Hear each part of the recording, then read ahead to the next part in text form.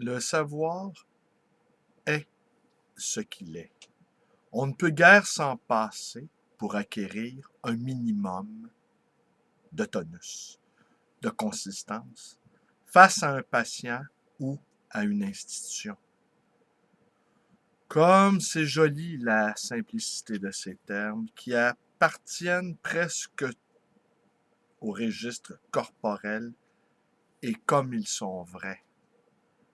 Un concept ne vaut que par la vie qu'on lui donne. Un concept ne vaut que par la vie qu'on lui donne. On aura compris ici que la raison doit être irriguée par les émotions. On peut les séparer. Et à quoi bon, à quoi bon, à quoi bon? Bonjour, bonjour, bienvenue dans ma bibliothèque. Nous sommes à Montréal le 24 décembre 2013. Est-ce que vous pensiez que j'allais vous abandonner en cette veille de Noël? Assurément pas. Sauf que contrairement à mon habitude, j'enregistre cette petite vidéo en fin de journée. Journée un peu navrante à ma librairie. J'ai reçu la visite de mes amis cependant. Nous avons bien rigolé. Nous nous sommes bien amusés, François, Michel, Luc et moi. Et Luc nous a fait bien rire avec son histoire du fils du laitier. Et Michel, François et moi se sont trouvés accablés et dévastés par ce qui nous semblait être une fâcheuse ressemblance avec nos géniteurs respectifs. On s'est bien amusé. Alors aujourd'hui, est-ce que je vous lis quelque chose? Non, la citation que je vous ai lue d'entrée, elle est de Félix Guattari. Je suis dans une phase Félix Guattari. Alors de l'Euros à la Borde, de l'Euros à la Borde. Alors c'est un livre posthume de Félix Guattari. Donc je suis dans une phase Guattari.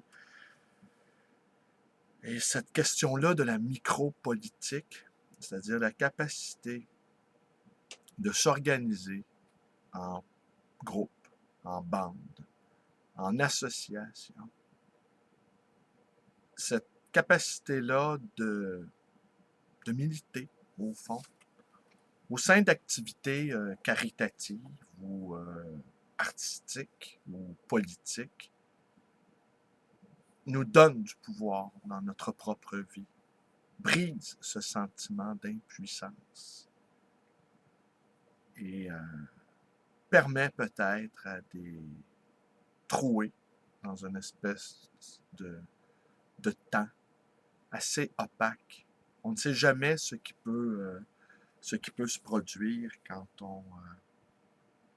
on crée ensemble. C'est un peu l'expérience de la compagnie à numéros, la revue littéraire, créée par mon ami Georges Raby et moi, et auquel s'est greffé ces deux indispensables compagnons de route que sont Michel Bellil et Emmanuel Simard. Mais ce matin, quelle n'a pas été ma surprise de constater que la vidéo ainsi que le texte que nous avons publié de Paul Jorion s'est retrouvé précisément sur le blog de Paul Jorion.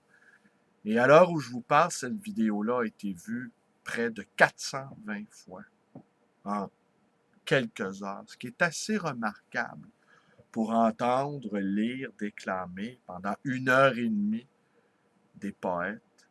J'étais vraiment ravi de ça. Et ça ne m'étonne qu'à moitié de la part de Paul Jorion, qui est assurément un homme d'une extrême générosité. Et il est caractéristique, selon moi, que plus les gens sont généreux, et plus on fait appel à eux. Et plus on fait appel à eux, et plus ils sont obligés d'être généreux.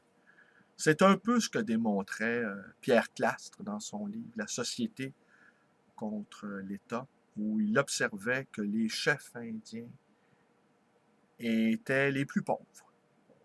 Qu'au début, les premiers ethnologues qui ont étudié les peuples aborigènes ont constaté que les chefs étaient ceux qui avaient les habitations les plus pitoyables et qu'ils ne possédaient rien à eux, ou pratiquement rien, car il y allait de leur prestige. On se tournait vers eux pour résoudre certains conflits au sein de la tribu. On se tournait vers eux pour être un exemple, pour être une sorte de force morale, une force de sagesse. Et cela les engageait à une générosité qui allait très loin, jusqu'au dépouillement. Autrement, ils n'auraient pas été capables d'avoir cette caution spirituelle auprès des autres membres de la tribu. Alors, je pense qu'il en est ainsi pour certains intellectuels, certains artistes qui sont dans une sorte de spirale du don. Mais là, je vais vous dire quelque chose qui va vous déplaire. Après vous avoir dit quelque chose qui vous a enchanté, je vais enchaîner avec quelque chose qui va vous déplaire. Je ne fais pas partie des admirateurs de Claude Robinson. Oui, et je vais vous dire pourquoi. Je n'apprécie guère la figure christique du martyr qu'il est devenu. Et le jugement qui a été rendu il y a 2 jours, hier en fait, qui est un jugement où on voit vraiment comment fonctionne la justice des riches. Et les 18 ans qu'il a passé à se battre devant les tribunaux vont faire que s'il veut aujourd'hui obtenir réparation financière, eh bien, il devra encore s'engager dans une autre bataille épique qui va durer au moins 10 ans, si ce n'est davantage. Et que de toute façon, les bandits qui l'ont floué ont déjà soit dilapidé l'argent ou soit l'ont tout simplement placé ailleurs. Et les avocats qui vont les défendre, eh bien, les 2 compagnies, Sinard n'existe plus et une autre compagnie française, ça va devenir extrêmement compliqué pour lui. Le jugement n'a pas été rendu, ce qu'on appelle un jugement où chacune des parties est solidaire, et il aurait pu se tourner vers la partie la plus riche et la plus accessible pour aller obtenir réparation financière. Alors, quand je vous dis que j'admire peu Robinson, j'entends par là, c'est qu'à mon avis, il aurait dû choisir une méthode autrement plus expéditive. Un autre individu et un autre chef de la mafia est décédé hier, Vito Rizzuto. Je ne vous cacherai pas que j'étais plutôt médusé par la façon dont cet homme-là était sur le point de régler ses comptes. Et même, il a même supprimé un de ses ennemis avec du cyanure, selon la grande méthode mafieuse.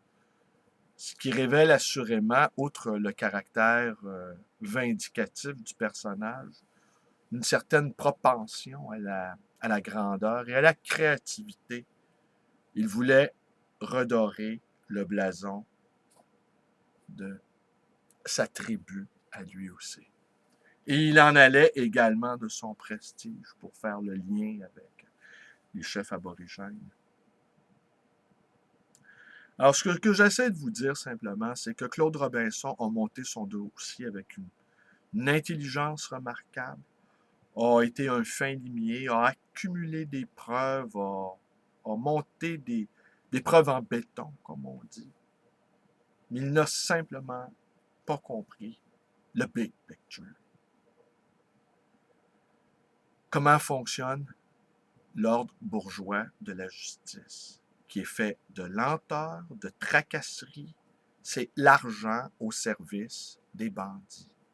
Alors lui, on entend partout, tout le monde le loue, oui, justice a été rendue. Justice n'a pas été rendue.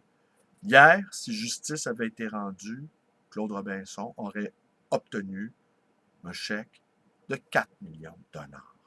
Et on aurait pu le voir exhiber ce chèque-là, sans doute ne l'aurait-il pas fait. Et là, on pourrait dire, ouais, ça a valu la peine. Mais là, avant qu'il ait son argent, là, il va faire beau. Alors, dans les milieux mafieux, qu'est-ce que se serait-il passé si on avait filouté de cette façon-là, Claude Robinson? Eh bien, on aurait fait une offre au patron de Sinard et aux autres, dont les noms m'échappent. On leur aurait fait une offre qu'ils ne pouvaient pas refuser. Quand tu traites avec des bandits qui sont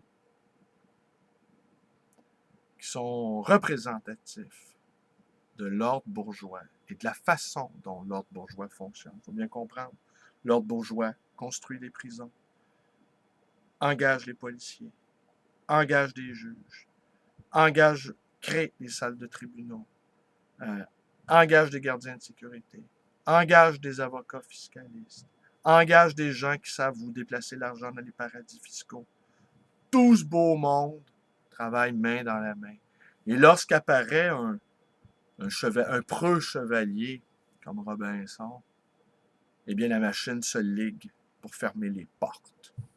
La machine se ligue de tous côtés afin de ne pas rendre justice. Alors hier, Robinson n'a pas gagné. Il a perdu. Et je dirais ici, sur le plan humain,